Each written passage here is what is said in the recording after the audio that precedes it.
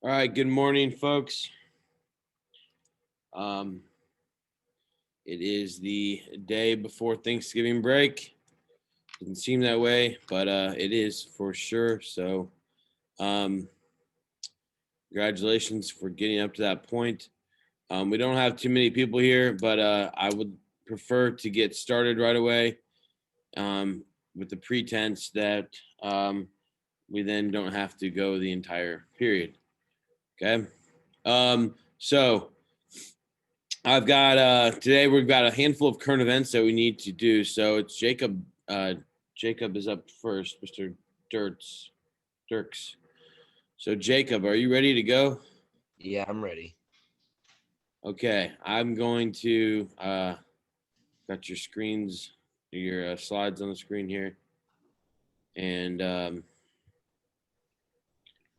sure people are going to be joining in here as we do this, just because of the nature of period one.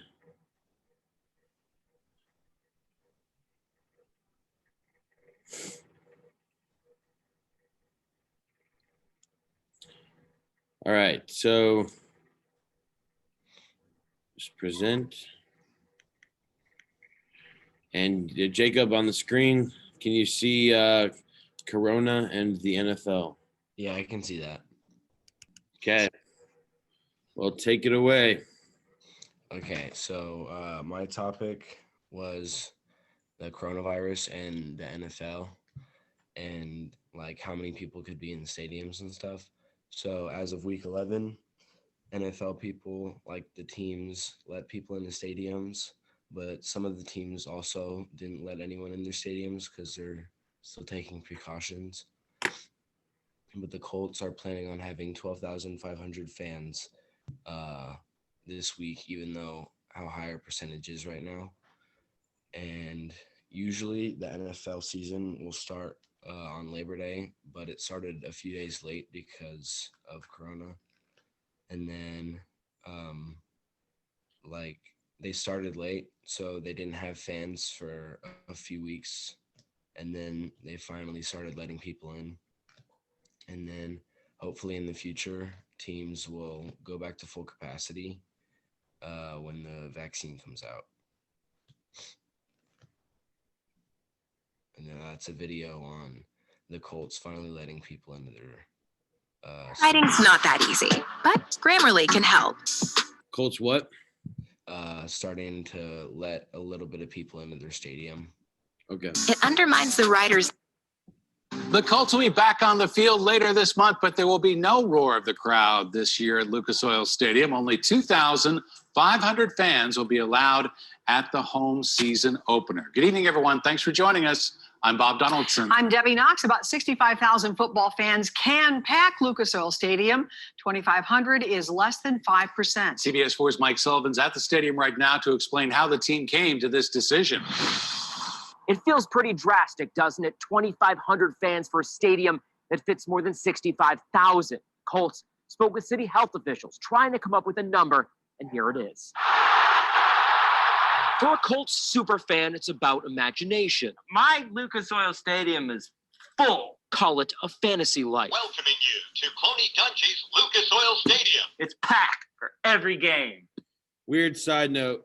This guy used to be the biggest rival coach of mine. He coached at Carmel my first 5 years. We got into it. Now he calls himself Cloney Dungy.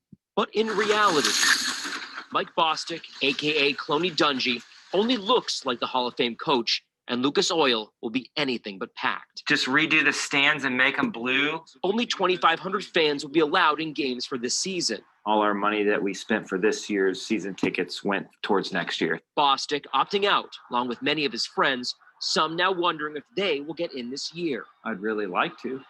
if there's anybody out there that has an extra one and wants a fake coach there. The Colts generally have season ticket holders in the tens of thousands. 2,500 is way under what our season ticket numbers are. Steve Campbell is vice president of communications for the Colts. As a number that would allow for enough social distancing and enough health and safety precautions. As for how many season ticket holders will get in, We are in the process right now of figuring out that procedure. however, we do know tickets will be sold in pods, and safety precautions will be similar to what you see elsewhere in the city. Masks are going to be required. Social distancing will be required. The Colts had been hoping for 15% fan capacity, but after speaking with the Marion County Health Department, they will settle for roughly 3.5%. If having those fans in the building give our players a little bit of extra juice, then that's okay too. I'm just happy we're going to have football. Even if it's a smaller version than we are all used to.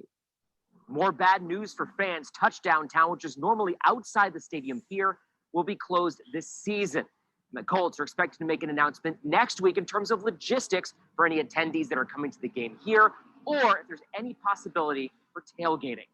Outside Lucas Oil Stadium, I'm Mike Sullivan, CBS. The Colts will be back on the All right, Jacob. Go ahead and walk us through your discussion questions. Okay. Number one is, what do you think will eventually happen as the NFL season comes to an end? Like people in the stadium and what teams will still be playing. And then number two, if an effective vaccine comes around, do you think teams will have their stadiums go back to full capacity right away or wait and slowly go back? And then number three is, do you think that the Colts will limit the capacity because of the percentage we are at now or no? All right, group. Now's your chance to weigh in on one of the three questions and do that in the chat function. And you can get your 5 points today if you do that for each person that presents. Okay, I'll give you 2 minutes to do that. And Jacob, thank you. We'll give you a round of applause here. I'm the only one in the room, though.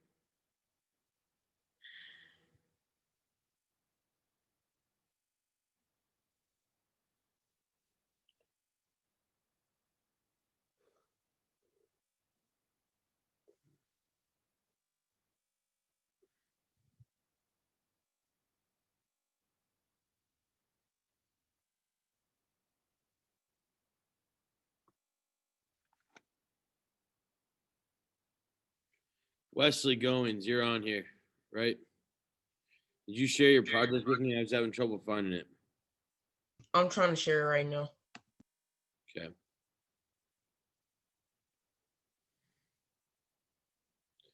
Nathan, Daniel, did you share your project with me?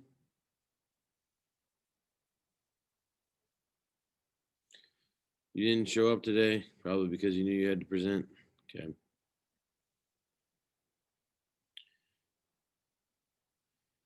How are you thinking about sharing this with me? Like my email or using Canvas?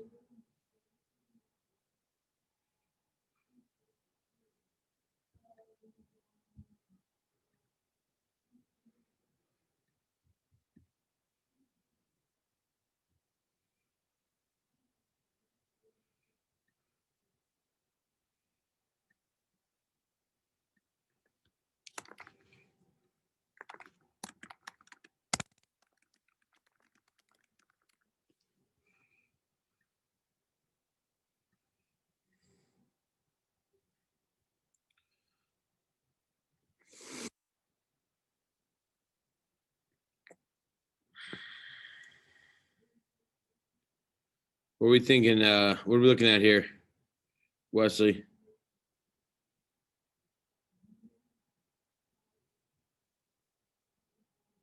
Did you get it? How did you share it? I shared it straight from Google Slides. I did.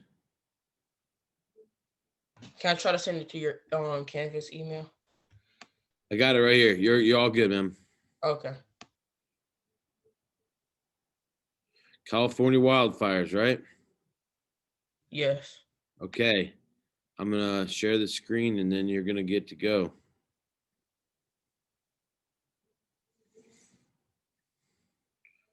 All right, Wesley, talk to us. California wildfires by Wesley Goins. These are just things that led up to the fires because they have been going on for a really long time, and they have the most COVID cases in the United States also. California is obviously a really big state, but that makes it no better for the wildfires. That actually makes it worse. At October 7th, it was recorded that 4 million acres have burned in California. A lot of people believe it is grass from people's houses that make California burn at an uncontrollable rate.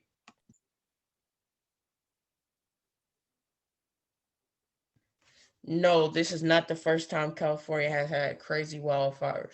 To be exact, the first wildfire that was ever reported was in 1932, but 2020 is one of the worst years that California has ever had. Something that is also crazy is how far land burns in such a short period of time. On August 19, 2020, the governor actually reported that the state was fighting 367 wildfires. This is the only video because it's 8 minutes long. It's kind of Is there long. any way that we can shorten it up to like 3 or 4? Yes. It's just news reports. Okay.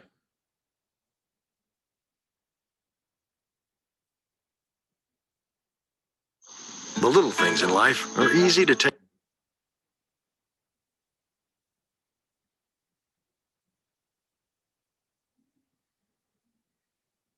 Torching the West Coast, leaving behind a path of death and destruction. In California, the August Complex fire has become the largest fire in state history. Nearly 500,000 acres have burned, and the fire there still only 24% contained.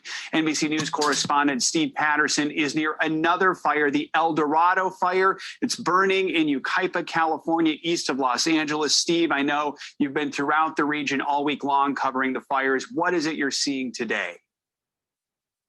Well, Joe, in fact, we started this morning at the Bobcat fire. That's the one that's burning near Angeles National Forest in Los Angeles County. That fire doubled in size in the time that we were there. We started there. It was less than 10,000 acres. It is now approaching about 25,000 acres. Yet despite that, we had to rush to this fire because we had heard about what was happening, which is that those winds came in overnight, swept the fire up out of the forest and tossed it over a highway that is very nearby, a major thoroughfare, and then it started spreading to some northern communities. Now, firefighters have done all they can to try to push back on that, and I think they've done probably what they would call a good job of that, because we're starting to see alerts that evacuation orders are lifting in the area. But today was just another dogfight. There were about 25-mile-an-hour winds. 3 firefighters were injured in some way on this fire, and so firefighters have had their hands full on a fire that has 24% containment. Usually, Joe, when you have a fire that's beyond 15%, 20%, that's a fire that's on its way out. It has not been the case with really any of these fires. This particular fire season, which, as we've been making note of, is particularly extraordinary. None of the normal behavior that we're seeing in these fires, fueled by winds, fueled by this low humidity, fueled by all this high heat, has really been sticking to what we've seen in the past. Every year, they appear to be getting worse, and this year appears to be the apex. And again, we're not even at the full brunt of the season, which should be starting in just a few weeks, if not just a few days from now, Joe. Back to you. Were you recently injured in a car accident? Look at this check for $160,000. If you're looking to get money you're owed for an injury, I want you to imagine you and your family getting that money, because I know a way. Yeah, right. And Santa Ana winds are still on the horizon. We know how dangerous those can be. Steve, as you reported earlier this week, it was a gender reveal photo op gone wrong that apparently started this fire. Any indication at this point as to whether those people might be held responsible? No new updates from the situation, which remains under investigation. Remember, from the start, authorities said that whoever did spark that fire has been in touch with authorities. They are cooperating. There has been a back and forth trade and communication. From that initial report, we had heard from authorities that they could be facing anywhere from a hefty fine, as we've seen in the past when something similar to this happened in 2017, which is a monumental, life-altering fine, to what could be criminal prosecution based on what happens with the remainder of the behavior of the fire. If it torches more homes, if it torches homes, if it causes a loss of life, all of that will be taken into account of what happens when they kind of tally up the damage and devastation. I think that brings a good point up. Like, who do you blame? If this fire kills people or ruins a bunch of houses or resorts or whatnot, you blame the people that started it. So, all right, cool. All right, Wesley, go ahead and walk us through your questions. Do you think that it's going to get better for California or worse? Number 2, do you think it could possibly spread to other states? Number 3, what do you think they can do to prevent this in the future?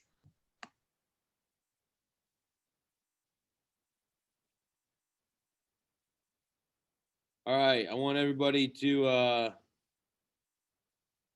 take a look at the questions. Go ahead and answer one. And Wesley, thank you. Let's give you a round of applause. Good job. And yeah, let's go ahead and answer this in the chat function. I'll do the same myself.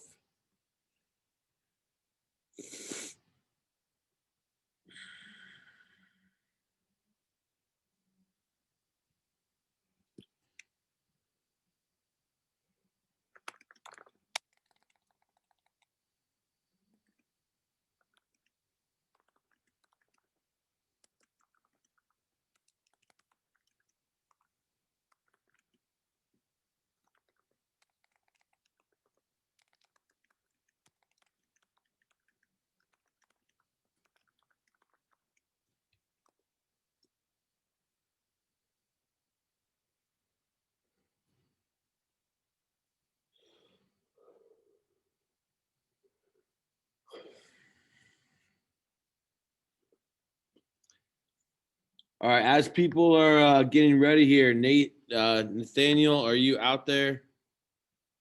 Usually you come to class. I'm surprised.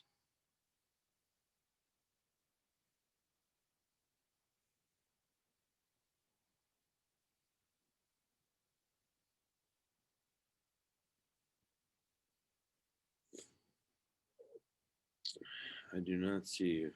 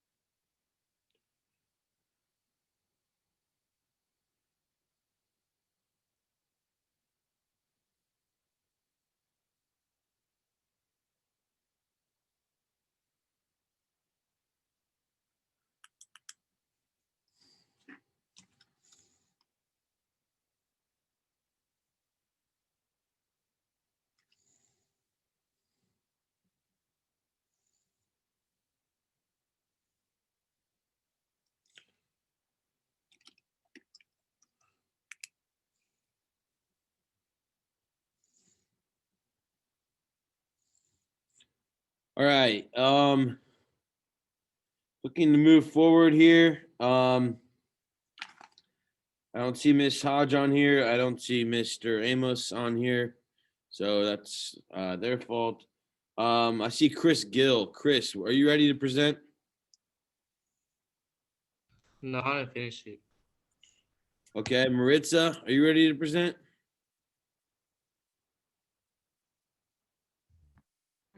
Not really. What does that mean? Like I'm a bit I'm almost done with my presentation, but it's not like fully done. Okay. So the overall answer is no. Okay.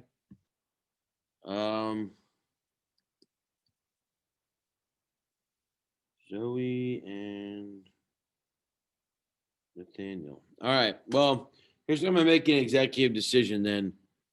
We've got a lot to catch up on. So those of you who I just said, and those of you people that didn't show up today, not only do they have to get theirs done, but they have to present them or else they're not going to get grades. So that's kind of important. The next piece of information is that this is the last day for you to turn in your travel brochures over Ghana, Mali, or Songhai. Okay.